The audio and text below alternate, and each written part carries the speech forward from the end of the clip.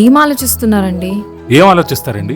నేను ఒక అమ్మాయిని ఇష్టపడ్డాను. ఆ అమ్మాయికి నేను ఇష్టమో లేదో తెలీదు. ఈ లోపు ఎవడో డైరీలో రాసుకున్నాడు నువ్వు పెళ్లి చేసుకోవాలంటున్నాడు. నేను ఈ సంబంధం వద్దంటే ఇంట్లో నాకు మెంటల్ టార్చర్ అండి. ఈ సంబంధం వద్దని ఇంట్లో చెప్పండి, కానీ ఎందుకు వద్దో అట్లీస్ట్ నాకు చెప్పండి. మీరు చెప్పండి. మీరు నా పొజిషన్లో ఉంటే ఏం చేస్తారు మీరు చెప్పండి.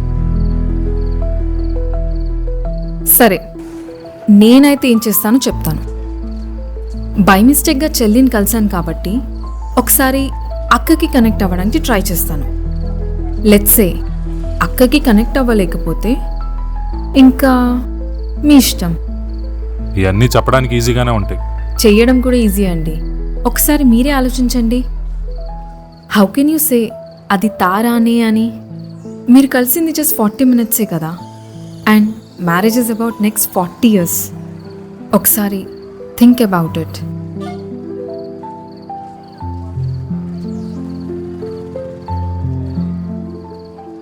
సరే ఓకే అండి. నేను తారా మీద ఉన్న ఇష్టాన్ని ఒక 2 weeks పోస్ట్ పోన్ చేసుకుంటాను. ఈ 2 weeks మన ఇద్దరం కలిసి ట్రావెల్ చేద్దాం. ఈ 2 weeks తర్వాత నా డెసిషన్ ఏదైనా మీరు దాన్ని రెస్పెక్ట్ చేయాలి. ఏమో నేను నో చెప్తానేమో, అండ్ మీ ఫాదర్ రాసిన డైరీ గురించి I don't care anymore. Okay, ఈ డీల్ మీకు నాకు డీల్ ఓకే అండి. 2 weeks తర్వాత మీ డెసిషన్ ఏదైనా నాకు ఓకే. ఓకే,